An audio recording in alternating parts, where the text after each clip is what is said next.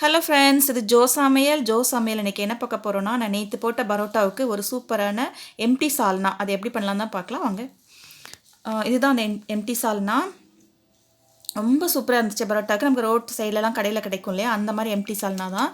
இதுக்கு வந்து ஃபஸ்ட்டு வந்து சின்னதாக ஒரு வெங்காயம் கட் பண்ணிக்கோங்க. அப்புறம் ஒரு கடாயில் கொஞ்சமாக எண்ணெய் சேர்த்துட்டு ஒரு அரை டீஸ்பூன் அளவுக்கு பெருஞ்சீரகம் அதையும் சேர்த்துட்டு ஒரு 10-12 பல் பூண்டு அதையும் சேர்த்துக்கோங்க. சின்னதாக ஒரு பீஸ் இஞ்சி, ஒரு அரை இன்ச் அளவுக்கு இஞ்சி எடுத்துக்கோங்க. இல்லைனா இஞ்சி பூண்டு பேஸ்ட் இருந்தாலும் ஓகே தான், எதனாலும் சேர்த்துக்கோங்க. இப்போ கட் பண்ண வெங்காயத்தை சேர்த்து நல்லா வதக்கிக்கோங்க.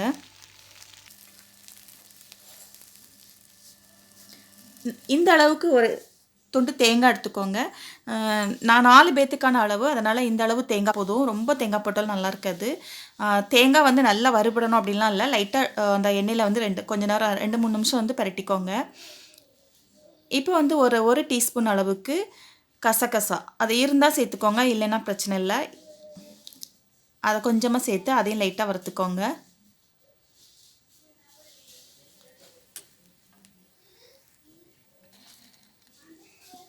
இப்போ வந்து இது அரைக்கும் போது இது கூட பொட்டுக்கடலை வச்சுக்கலாம். அப்படி இல்லை அப்படின்னா அது இல்லைன்னா வேர்க்கடலை, இல்லைன்னா நான் வந்து இந்த உடச்ச முந்திரி பருப்பு என்கிட்ட இருந்துச்சு, அந்த முந்திரி பருப்பு சேர்த்துக்கிறேன். நீங்கள் முந்திரி பருப்பு நான் ஒரு 7-8 முந்திரி பருப்பு சேர்த்துக்கோங்க.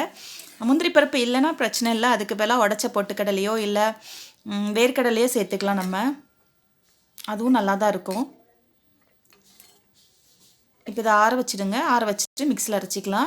இப்போ ஒரு கடாயில் கொஞ்சமாக எண்ணெய் சேர்த்துட்டு ஒரு 1/4 டீஸ்பூன் அளவுக்கு பெருஞ்சீரகம், அப்புறம் வந்து 2 அன்னாச்சிப்பூ, அப்புறம் ஒரு 3 ஏலக்காய், 3 கிராம்பு அதெல்லாம் சேர்த்துக்கோங்க. ஹோல் ஸ்பைசஸ் வந்து என்னெல்லாம் இருக்கோ அதெல்லாம் சும்மா கொஞ்சம் கொஞ்சம் சேர்த்துக்கோங்க, ரொம்ப சேர்க்காதீங்க. ஒரு சின்ன துண்டு பட்டை அதையும் சேர்த்துக்கோங்க. 2 பிரிஞ்சி இலை, அப்புறம் நல்லா நறுக்கின சின்ன சின்னதாக நறுக்கின வெங்காயம் ஒரு மீடியம் சைஸில் 2 சேர்த்துருக்கேன் நான். 2 வெங்காயம் சேர்த்து நல்லா வதக்கிக்கோங்க. இப்போ வெங்காயம் வதங்குறதுக்கு தேவையான உப்பு அதையும் சேர்த்துக்கோங்க. வெங்காயம் லைட்டாக வதங்கினதுக்கப்புறம் நான் மீடியம் சைஸில் 2 தக்காளி சின்னதாக எடுத்திருக்கேன், 2 தக்காளி எடுத்திருக்கேன், அதையும் நல்லா ஸ்லைஸ் பண்ணி சேர்த்துக்கோங்க.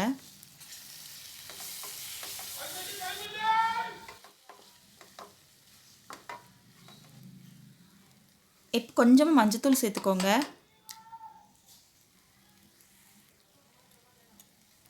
நல்ல தக்காளி மசிகிற அளவுக்கு வதங்கினதுக்கப்புறம் இது வந்து சோம்புத்தூள், அதாவது பெருஞ்சீரகத்தூள் ஒரு அரை டீஸ்பூன், அப்புறம் வந்து 1.5 டீஸ்பூன் அளவுக்கு மல்லித்தூள். இதிலே நான் சீரகம் ஆட் பண்ணியிருக்கனால நான் சீரகத்தூள் சேர்க்கல. அப்படி இல்லைன்னா நீங்கள் சீரகத்தூள் ஒரு அரை டீஸ்பூன் சேர்த்துக்கோங்க. 1.5 டீஸ்பூன் அளவுக்கு வத்தல் தூள் அதையும் சேர்த்துக்கோங்க. ஒரு அரை டீஸ்பூன் வந்து மிளகுத்தூள் அதையும் சேர்த்துக்கோங்க. சேர்த்துட்டு நல்லா லைட்டாக, அப்புறம் ஒரு 1/4 டீஸ்பூன் அளவுக்கு கரம் மசாலா, அதாவது நான் பிரியாணி மசாலா சேர்த்துருக்கேன், அதனால் ரொம்ப கம்மியாக சேர்த்துக்கோங்க. பிரியாணி மசாலா இல்லை அப்படின்னா ஏதாவது ஒரு கரம் மசாலா தூள் சேர்த்துக்கோங்க. அதுவும் இல்லை அப்படின்னா அந்த சிக்கன் கிரேவி மசாலா அந்த மாதிரி ஏதாவது இருக்கும் இல்லையா, அது ஒரு 1 or 2 டீஸ்பூன் அளவுக்கு சேர்த்துக்கோங்க. காரத்துக்கு தகுந்தாப்பில் சேர்த்துக்கோங்க. பிரியாணி மசாலா சேர்த்தனால கொஞ்சம் கம்மியாக சேர்த்துருக்கேன். ரொம்ப சேர்த்திங்க அப்படின்னா ரொம்ப அந்த பட்டையோட ஸ்மெல் ரொம்ப வரும். பிரியாணி மசாலா கம்மியாக, ஹோம்மேடாக இருந்தால் கம்மியாக சேர்த்துக்கோங்க. இப்போ வந்து நம்ம வெங்காயம் தேங்காய் அதெல்லாம் அரைச்சோம் இல்லையா, அந்த பேஸ்ட்டு சேர்த்துக்கோங்க. இந்த கிரேவி வந்து ரொம்ப சூப்பராக இருந்தது. அப்படி இருக்க நல்ல ஒரு சால்னா வந்து ஒரு நான்வெஜ் சாப்பிடாதவங்க கிட்ட இந்த கிரேவியை கொடுத்தோன்னா கண்டிப்பாக அவங்க சாப்பிட மாட்டாங்க. இது வந்து சிக்கன் கிரேவி அப்படின்னு தான் சொல்லுவாங்க. அந்த அளவுக்கு இது வந்து ஒரு டேஸ்ட்டாக இருந்துச்சு. இப்போ இதுக்கு தேவையான அளவு தண்ணி சேர்த்துக்கோங்க.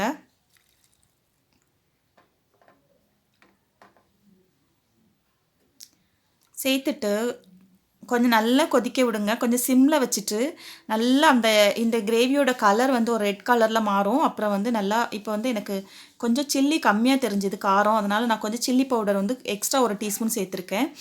உங்கள் காரத்துக்கு தகுந்தாப்பில் நீங்கள் சேர்த்துக்கோங்க. உப்பும் சேர்த்து அட்ஜஸ்ட் பண்ணி போட்டுக்கோங்க. போட்டுட்டு நல்லா வந்து கொதிக்க விடணும். அதாவது இந்த கிரேவியில் கொஞ்சம் தண்ணி விட்டுட்டு ரொம்ப நேரம் ஒரு 1/2 அன் ஹவர் கிட்ட நல்லா கொதிக்கணும். நல்லா கொதிக்கும் போது தான் அதோட அந்த எண்ணெய் பிரிஞ்சு அந்த லேயர் வரும்.